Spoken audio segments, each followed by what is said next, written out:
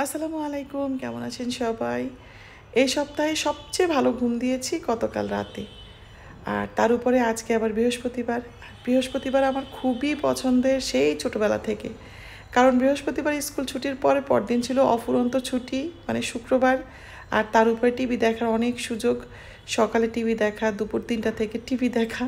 তখন তো আর এই ডিশ, ওয়াইফাই এসব ছিল না, ওই টিভি ছিল আমাদের আনন্দের একটা মাধ্যম আর কি।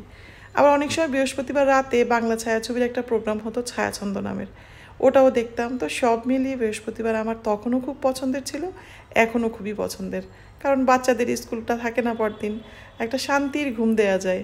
তো আয়নকে স্কুলে দিয়ে আমি মুরগি বসিয়ে এখানে এসেছি একটু গাছগুলো কাটতে। আপনারা হয়তো ভাবছেন যে গাছগুলো কেন কাটছি। আসলে এই রেইন লিলি, তারপর এই নয়নতারা, এগুলো যদি আগা, ডাল, মরা পাতা এগুলো ছেটে দেওয়া হয় তাহলে এগুলো কিন্তু খুব সুন্দরভাবে বেড়েও ওঠে আর অনেক ফুলও দেয়। তাছাড়া ওই নয়নতারার ডালগুলো কেটে দিলে নয়নতারাগুলো একটু ঝোপালো হয়, এগুলো তো এমনি টিংটিঙা কেমন যেন হয়ে আছে, এজন্য ভাবলাম একটু ছেটে দিই। আর বাড়িতে যে গাছগুলো নিয়ে গিয়েছি সেগুলো কিন্তু লাগাতে পারি নাই, ওভাবেই রেখে চলে এসেছি, বলেও আসতে পারি নাই যে একটু গাছগুলোকে পানি টানি দিতে হবে। যাই হোক, তো আমাদের যেই ভাই দেখাশোনা করে উনি খেয়াল করে অবশ্যই পানি দিবে। আমি আবার যখন যাব তখন জায়গা মতো লাগিয়ে দিব। আজকে বাসায় ফেরার পথে এত ভালো সবজি পেলাম যে না কিনে থাকতেই পারলাম না। মানে সবই কিনতে ইচ্ছে ছিল, তার মধ্যে দু একটা কিনেছি আর কি। চলেন আপনাদেরকে দেখাই। এই যে করল্লা আর কিছু চিচিঙ্গা কিনেছি, সে সাথে এই বোটটাও কিনেছি। এই বোটটা আমার দরকার ছিল। এই যে ছোট ছোট মশলার কোটাগুলো ওই কোনার মধ্যে রেখেছি, ওই যে ওইগুলোকে এখানে এনে রাখবো। আয়ান ধরবে ভেবে ওইগুলোকে ওই কোনার মধ্যে রেখেছিলাম, কিন্তু আয়ান একদমই ধরে না। এই জন্য এখানে রাখছি যাতে করে যখন তখন নিয়ে ব্যবহার করতে পারি। ওইখান থেকে নিয়ে ব্যবহার করতে কিন্তু খুব কষ্ট হতো। তো এইগুলো হচ্ছে মলা মাছ। আজকে আমার জন্য মলা মাছ রান্না করব, আর বড় মাছ ভোরাতের জন্য, আর মুরগি রান্না করেছি আয়ান অপরের জন্য। তো আমার ক্ষেতের মিষ্টি কুমড়ার শাক দিয়ে আর একটা মিষ্টি আলু দিয়ে এই মলা মাছটা রান্না করব। একটু অদ্ভুত শোনাচ্ছে, কিন্তু এটা খেতে খুবই ভালো লাগে।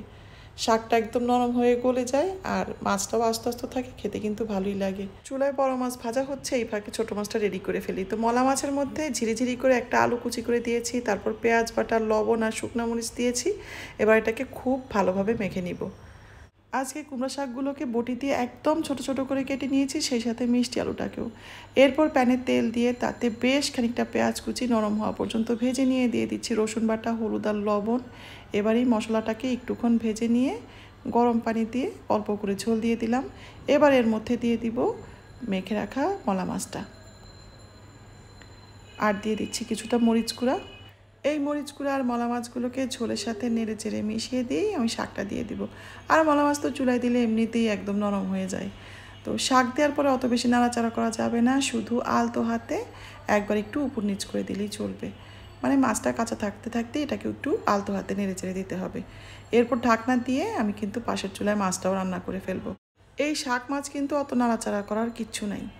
তো এই পাশের চুলায় আমি বড় মাছটা রান্না করে ফেলেছি, আর মাঝখানে একবার দেখেছিলাম শাকটা হলো কিনা। শাকটা খুব সুন্দরভাবেই হয়েছে, কিন্তু ঝোল শুকাতে যে আমি ঢাকনা খুলতে ভুলে গেছি, আর শাকের রঙটা একদম নষ্ট হয়ে গেছে, মানে অনেকটা হলুদ হয়ে গেছে। যাক, আমি তো খাবো, এটা কোনো ব্যাপার না। রান্না শেষ, এখন যাবো গেঞ্জি আলাদা করতে, তারপর আয়নকে আনবো। মানে আয়নের জন্য আজকে স্যান্ডো গেঞ্জি কিনতে যেয়ে আমার দেবরের বাচ্চাদের জন্য কিনে ফেলেছি।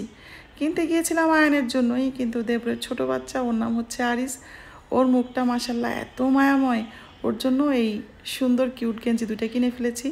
তখন ভাবলাম যে আহিলের তো মন খারাপ করবে, এই জন্য আহিলের জন্য এই গেঞ্জিটা কিনেছি। তো এগুলোই আলাদা করতে এলাম আর কি।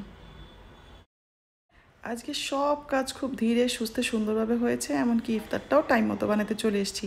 যেহেতু আজকে মাসুম বাসায় ইফতার করছে না, আজকে সব কিছু অপর পছন্দ মতো বানাচ্ছি।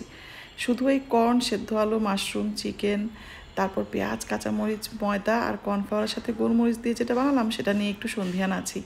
এছাড়া চিকেন পপসও খুবই পছন্দ করে। তারপর সসেজ আর আলুর যেই বড়াটা বানালাম এটাও খুব পছন্দ করে। আর এই সাবুদানার ডেজার্টটাও। তো দেখাই যাক কী হয়। আজকে এ পর্যন্তই, সবাই খুব ভালো থাকবেন। আল্লাহ হাফেজ।